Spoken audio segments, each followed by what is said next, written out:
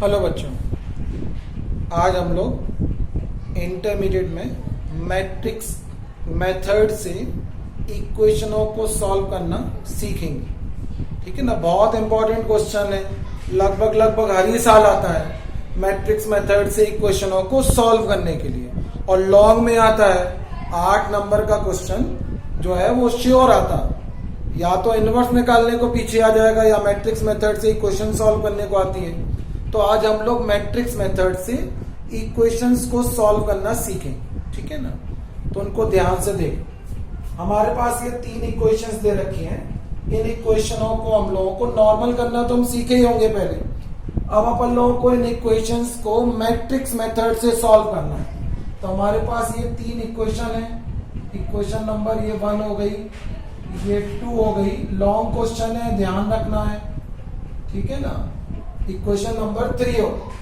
तो सबसे पहला वाला काम क्या है कि जो हमें इक्वेशन दी होंगी उन इक्वेशन को सबसे पहले अपन लोग मैट्रिक्स फॉर्म में लिख लेंगे। जो भी इक्वेशन दी होंगी उन इक्वेशन को सबसे पहले अपन लोग मैट्रिक्स फॉर्म में लिखेंगे। तो मैट्रिक्स फॉर्म में क्या करेंगे, सबसे पहले तो अपन लोग क्या करेंगे कि 3 यहां पर वेरिएबल्स दे रखे हैं, इनकी वैल्यू निकालनी है। तो पहले 3x3 की मैट्रिक्स बनाएंगे, और 3x3 की जो मैट्रिक्स होगी, क्योंकि 3 वेरिएबल दिए, 3x3 की मैट्रिक्स बनेगी। 2 वेरिएबल होंगे, 2x2 की मैट्रिक्स बनेगी, क्योंकि उतनी इक्वेशन दी होती है उनमें। ठीक है ना। तो सबसे पहले 3x3 की मैट्रिक्स अपन लोगों को बनानी है, और उस मैट्रिक्स के अंदर जिनकी वैल्यू अपन को निकालनी है, XYZ वेरिएबल है, उनके कोफिशिएंट लिखेंगे विद साइन, उनके गुणांक लिखेंगे चिन्ह के साथ। ठीक है ना। तो इनके हम लोग गुणांक लिख रहे हैं। पहली वाली इक्वेशन में x का कोफिशिएंट कितना आएगा 2, y का कोफिशिएंट कुछ नहीं लिखा तो 1 कहलाएगा, z का कोफिशिएंट भी 1। दूसरी वाली इक्वेशन से दूसरी रो बनाओगे, x का कोफिशिएंट 1, y का कोफिशिएंट -2, z का कोफिशिएंट -3। तीसरी वाली इक्वेशन में x का कोफिशिएंट 3, y का कोफिशिएंट 2, z का कोफिशिएंट +4 है। तो पहले 3x3 की मैट्रिक्स बनानी है और उसमें x y z के कोफिशिएंट लिखने हैं। फिर क्या करना, उसके साथ में एक कॉलम मैट्रिक्स बनाओगे। कॉलम मैट्रिक्स बताई थी, इसमें एक कॉलम होता है। ठीक है ना। रो चाहे इतनी हो सकती, लेकिन कॉलम एक ही होगा। कॉलम मैट्रिक्स बनाएंगे और जिनके तुमने गुणांक लिखे उनको यहां लिखना है। एक्स वाई जेड के गुणांक अपन लोगों ने लिखे थे, तो एक्स वाई जेड इधर लिखेंगे। फिर इक्वल करके जो भी कांस्टेंट लिखे थे उन कांस्टेंटों को भी अपन लोग जो है, जो कांस्टेंट दिए थे उनको भी हम लोग कॉलम मैट्रिक्स में लिखेंगे। तो ये जो इक्वेशन हो गई, ये इक्वेशन की मैट्रिक्स फॉर्म हो गई। अगर मल्टीप्लाई करने वाला वीडियो देखा हो तो हम इनका अगर मल्टीप्लाई करेंगे रो का कॉलम पर, तो ये इक्वेशन बनती है। ठीक। तो पहले मैट्रिक्स फॉर्म में लिखोगे, उसके बाद इन्हें ऐड कर लो। पहली वाली मैट्रिक्स को A, दूसरी वाली मैट्रिक्स इस पूरे को X, और इक्वल करके जो मैट्रिक्स लिखी उसको हम लोग क्या मान रहे हैं B। तो AX = B करके हमने इसको मान लिया। पहली मैट्रिक्स को मान लिया कैपिटल A, दूसरी मैट्रिक्स को कैपिटल X, इक्वल करके जो मैट्रिक्स लिखी थी उसको कैपिटल B मान। अब हमें तो X की वैल्यू निकालना, तो A हटाना पड़ेगा। तो A हटाने के लिए हम लोग दोनों साइड A इनवर्स का मल्टीप्लाई कर लेते। तो दोनों साइड लेफ्ट हैंड से A इनवर्स का मल्टीप्लाई हमने कर दिया। A इनवर्स का इधर पे भी कर दिया और राइट में भी A इनवर्स का मल्टीप्लाई कर दिया। ठीक है। पिछले वीडियो में बताया था किसी भी मैट्रिक्स में अगर उसके इनवर्स से मल्टीप्लाई करोगे तो आइडेंटिटी मैट्रिक्स आती है आई। A इनवर्स का मल्टीप्लाई A में करोगे तो आई आए। ठीक है। और ये हो जाएगा x = में लिखा हुआ है A इनवर्स इनटू में B, और आई होती है आइडेंटिटी, और आइडेंटिटी का मल्टीप्लाई किसी में भी कर लो वही मैट्रिक्स आएगी x = में हो जाएगा A इनवर्स इनटू B। अब A इनवर्स निकालना हमने पिछले वीडियो में सिखाया था। A इनवर्स का मतलब होता है एडजॉइंट ऑफ A, अपॉन में determinant of A into B, इसको हम मान ले रहे हैं इक्वेशन नंबर पी। आप लोग चाहें तो इतना अगर नहीं करना हो ये दो लाइन, तो इसके बाद ये लाइन डायरेक्ट लिख सकते x equal to A inverse B, लेकिन करके कोई नंबर नहीं कटेगा, लेकिन अगर करके दिखाओगे तो एग्जामिनर पर जो है वो इंप्रेशन अच्छा पड़ता है, वरना चाहो तो x equal to direct A inverse B भी लिख सकते। ठीक, अब ये फॉर्मूला बन गया। अगर हमें x की वैल्यू निकालनी है तो एडजॉइंट चाहिए, डिटर्मिनेंट चाहिए और b की वैल्यू तो ये है। तो इसका मतलब क्या हुआ, जो अपन लोगों ने पिछले वीडियो में इनवर्स निकालना सीखा था वही यूज हो रहा। इनवर्स में एडजॉइंट और डिटर्मिनेंट ही तो निकाले थे हम लोगों ने, तो वही काम हम लोगों को यहाँ करना। ठीक है, ये मैट्रिक्स ए। तो सबसे पहला काम क्या कहा करना है अपन लोगों को कि सबसे पहले तो अपन लोगों को मैट्रिक्स का डिटर्मिनेंट निकालना है। ये ए है तो हम लोग ए का डिटर्मिनेंट निकालेंगे। बताया था इनवर्स में भी डिटर्मिनेंट निकालते और वो डिटर्मिनेंट 0 नहीं आए तभी हम लोग एडजॉइंट के लिए जाते हैं। तो पहले डिटर्मिनेंट निकाल ले, तो मैट्रिक्स की जगह पर काय का साइन आएगा, डिटर्मिनेंट का। इसके एलिमेंट लिख लो 2 1 1 1 -2 -3 और ये लिखा हुआ है 3 2 4, ये लिखा। ठीक है, अब 3/3 का डिटर्मिनेंट है, इसको ओपन कर रहे हैं, प्लस माइनस प्लस से हम लोग इसको ओपन कर रहे हैं। कैसे ओपन होगा, पहले पहला वाला एलिमेंट लिखोगे प्लस का 2, ठीक है ना, फिर +2 जिस रो में होता था उसको छुपाते थे, जिस कॉलम में होता था उसको छुपाते थे। 4 एलिमेंट बनते थे, क्रॉस मल्टीप्लाई करते थे, 4 2 जा हो जाएगा -8, फिर बीच में माइनस लगता ही था, 3 2 जा 6, तो माइनस माइनस +6। फिर अगला वाला एलिमेंट लिखोगे माइनस और फिर कितना आएगा 1 इस रो में और इस कॉलम में, तो पहले ऊपर से नीचे मल्टीप्लाई करोगे, 1 का 4 में 4, बीच में माइनस, फिर नीचे से ऊपर मल्टीप्लाई करोगे, 3 3 जा 9, वो भी माइनस का, और ये माइनस पहले से लिखा था तो +9। अब अगला एलिमेंट लिख रहा है प्लस का 1, तो 1 इस रो में है, इस कॉलम में इनको छुपा लिया, पहले ऊपर से नीचे मल्टीप्लाई करो तो 2, फिर बीच में माइनस, नीचे से ऊपर मल्टीप्लाई करोगे तो 3 2 जा कितना हो जाएगा। देखो अपन लोगों ने क्या किया था, इसको ओपन किया था, ये वाला मल्टीप्लाई एक बार फिर चेक कर लेंगे ना, तो 2 1 जा कितना हो गया 2 और माइनस माइनस प्लस का कितना हो गया 6। ठीक है, अब इनको माइनस कर रहा है 2 ऐसे ही, 8 से 6 माइनस किया -2, 9 और 4 कितना हो गया 13 और 6 और 2 कितना हो गया प्लस का 8। अब ये हो गया -4 -13 और प्लस का 8 -17 + 8, तो डिटर्मिनेंट ए की वैल्यू कितनी हो गई -9। अब होता क्या है कि जो डिटर्मिनेंट ए निकाला वो 0 नहीं होना चाहिए, अगर ये 0 आ गया तो फिर हम लोग इक्वेशन सॉल्व नहीं कर सकते। तो डिटर्मिनेंट की वैल्यू 0 नहीं आई तो हमने डिटर्मिनेंट निकाल लिया। अब क्या निकालेंगे, एडजॉइंट ऑफ ए, तो हम लोग अब एडजॉइंट ए निकाल लें। तो एडजॉइंट ए निकालना पिछले वीडियो में भी सिखाया था, यहाँ पे भी देख लो। अगर किसी मैट्रिक्स का तुम्हें एडजॉइंट निकालना है तो एक बड़ी सी पहले मैट्रिक्स बनाओगे और उस मैट्रिक्स में उतने डिटर्मिनेंट बनाने पड़ते थे जितने मैट्रिक्स के अंदर एलिमेंट हैं। तो बच्चों अगर आप लोगों ने पिछले वीडियो ना देखे हो तो ध्यान से पीछे वाले वीडियो देखें, एडजॉइंट निकालने वाले, जैसे हमने एडजॉइंट निकालना बताया था उसको और ध्यान से देखें, वहां स्टेप बाय स्टेप बताया था और अच्छे तरीके से आपको समझ में आएगा, तो पिछले वीडियो को जरूर देखें। अब अपन लोग एडजॉइंट निकाल रहे तो मैट्रिक्स के अंदर जितने एलिमेंट होते हैं उतने डिटर्मिनेंट बनाते हैं, फिर उनके आगे साइन लगाते हैं, प्लस माइनस प्लस, फिर माइनस, फिर प्लस, फिर माइनस, फिर प्लस, फिर माइनस, फिर प्लस, साइक्लिक ऑर्डर में साइन लगते। फिर हमने ये भी बताया था अगर 3/3 की मैट्रिक्स होगी तो चाहे ऐसे शुरू हो जाओ, plus minus plus minus plus minus, चाहे ऐसे लगते, बट रूल लगाने का तरीका यही होता है कि साइक्लिक ऑर्डर में लगना चाहिए। ठीक, लेकिन 3/3 की मैट्रिक्स में वो चाहे ऐसे क्रम में चल जाता। ठीक, अब इसके अंदर अपन लोगों को एलिमेंट भरना है। एलिमेंट भरने का तरीका बताया था, अगर हमें एडजॉइंट का कॉलम भरना है, अगर पहला कॉलम भरना है तो पहली रो छुपेगी, दूसरा कॉलम भरना है तो दूसरी रो छुपेगी, तीसरा कॉलम भरना है तो तीसरी रो छुपेगी। अब इसका पहला कॉलम भर रहे तो पहली वाली रो परमानेंट छुपा रहे, ठीक है, अब इसका पहला कॉलम भरेंगे। कैसे भरेंगे?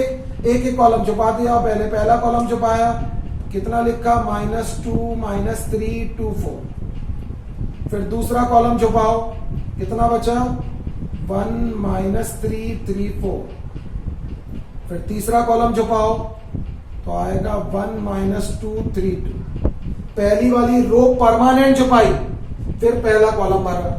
अब दूसरा कॉलम भरना तो दूसरी वाली रो परमानेंट छुपी रही। ठीक है, अब दूसरा कॉलम भरना तो एक ही कॉलम छुपाओ।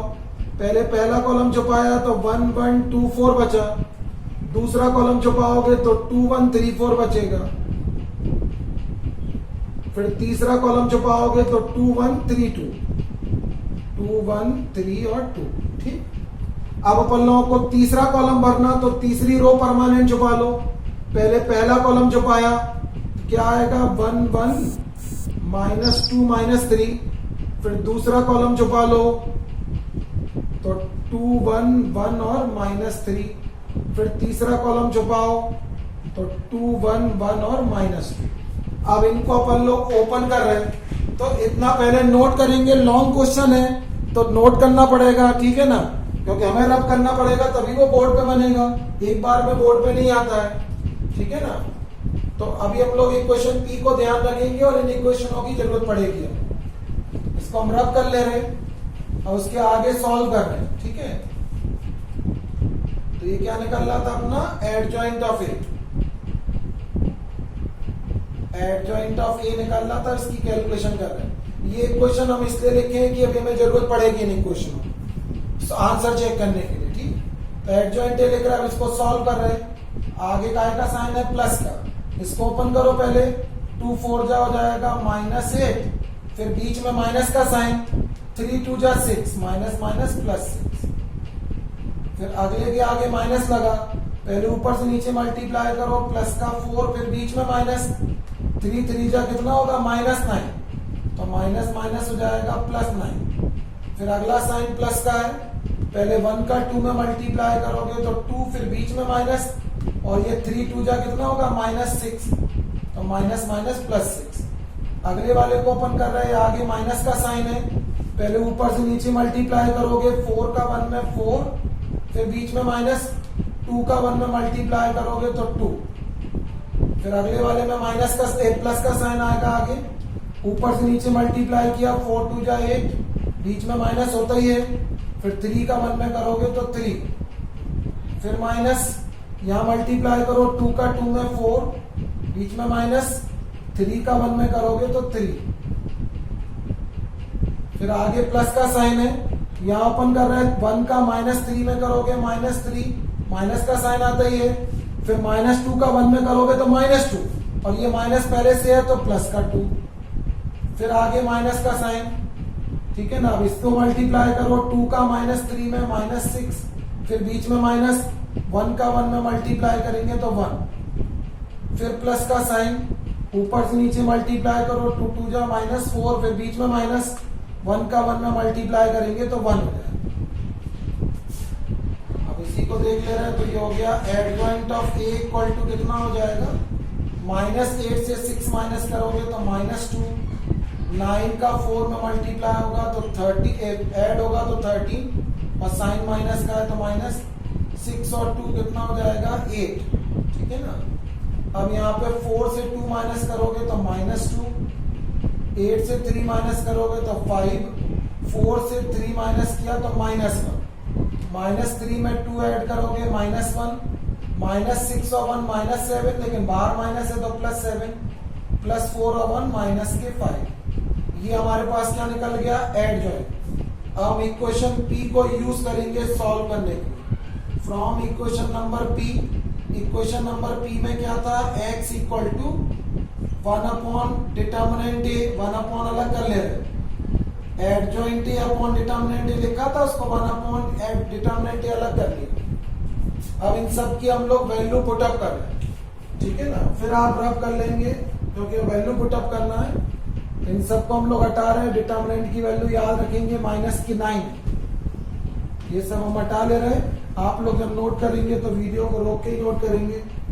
अब इनकी वैल्यू लिख रहे हैं, देखो x की वैल्यू कितनी होगी? कैपिटल XY कैपिटल एक्स की value X Y Z equal to 1 upon determinant की वैल्यू माइनस के 9, फिर एडजॉइंट की वैल्यू लिख रहे हैं माइनस के 2 माइनस का 1, फिर लिखा हुआ है -13 5 और 7, फिर ये लिखा हुआ है 8 -1 और माइनस के 5, और इनटू में ही बी की वैल्यू लिख रहे हैं।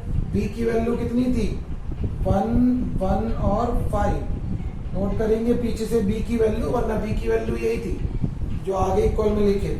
अब इनका मल्टीप्लाई कर रहे हैं दोनों मैट्रिक्स का, ये हो गया माइनस के 1/9। इन मैट्रिक्स का मल्टीप्लाई करेंगे, मल्टीप्लाई हो जाएगा क्योंकि पहली मैट्रिक्स 3/3 की है और दूसरी वाली मैट्रिक्स कितने की है 3/1 की। बताया था मैट्रिक्स प्रोडक्ट के लिए ये क्रॉस में कट जाना चाहिए, तो कट रहे हैं तो इसलिए मल्टीप्लाई होगा, और जो नई मैट्रिक्स बनेगी वो भी 3/1 की बनेगी। तरीका क्या बताया था मल्टीप्लाई करने का, रो का मल्टीप्लाई इनके कॉलम पे करते दूसरी मैट्रिक्स के, ठीक है ना। तो पहली वाली रो कितनी है -2 -1, तो इसको कॉलम में लिख लिया करो, फिर बाद में हटा देना। अब जो जिसके सामने मल्टीप्लाई कर लो, 2 का 1 में -2, फिर ये भी -2 और ये माइनस के 5। पहली वाली रो का मल्टीप्लाई कॉलम पे हो गया, अब इसको हटा लो। अब दूसरी रो का मल्टीप्लाई करो, दूसरी रो है -13 5 और 7, मल्टीप्लाई करो 13 का 1 में तो -13, 5 का 1 में तो प्लस का 5, और 7 5 जा कितना हो गया 35, ठीक है। अब थर्ड वाली रो का मल्टीप्लाई कर रहे हैं, थर्ड रो के एलिमेंट कितने होंगे 8 -1 और -5, मल्टीप्लाई करो 8 का 1 में 8, 1 का -1 में करोगे -1, और 5 5 जा कितना हो गया 25। अब ये चल रहा है x y z equal to में लिखा हुआ है माइनस के 1/9 ब्रैकेट के अंदर। देखो कितना बचा 2 और 2 4 और 5 कितना हो गया माइनस के 9। यहाँ पे 35 और 5 40 में से 13 माइनस कर दो तो आएगा 27, ठीक है ना। और यहाँ पर ये हो गया 26 माइनस के, और 8 माइनस कर दोगे तो माइनस का क्या बचेगा 80। अब चाहो तो -9 का सब में डिवाइड कर लो 1/, में क्योंकि वो तो -9 का सब में डिवाइड कर रहे हैं, तो -9 का 9 में करोगे तो कितनी बार कटेगा एक बार, फिर 9 का डिवाइड करोगे 27 में तो -3 टाइम्स, और -9 का 18 में करोगे तो 2 टाइम्स। डिवाइड किया -9 का इन तीनों में डिवाइड, क्योंकि 1/9 लिखा है। अब जो जिसके सामने आ गया वही आंसर है, तो x इक्वल टू हो गया 1, y इक्वल टू -3 और z इक्वल टू कितना हो गया 2। अगर अपन लोगों को अपने आंसर चेक करना है तो इन वैल्यू को इन इक्वेशन में लिख दो। अगर पहली इक्वेशन में x y z की वैल्यू लिखो तो 1 आना चाहिए, दूसरी इक्वेशन में लिखो तो -3 आना चाहिए, तीसरी इक्वेशन में लिखोगे तो क्या आना चाहिए 5 आना चाहिए, ठीक है। तो देखो हम एक में रख के दिखा दे रहे हैं। इक्वेशन कितनी है 2x + 5 + z इक्वल टू 1। इसमें रख दो x y z की वैल्यू, तो x की वैल्यू 1, y की वैल्यू -3, z की वैल्यू 2, तो 2 1 जा 2 -3 + 2 इक्वल टू 1 + 4 -3 यानी 1 इक्वल टू कितना हो गया 1। तो ऐसे अपन लोग अपने आंसर को चेक भी कर सकते हैं। बहुत इंपॉर्टेंट क्वेश्चन है, प्रैक्टिस करें क्वेश्चन को लगाने की, ठीक है ना। Thank you for watching.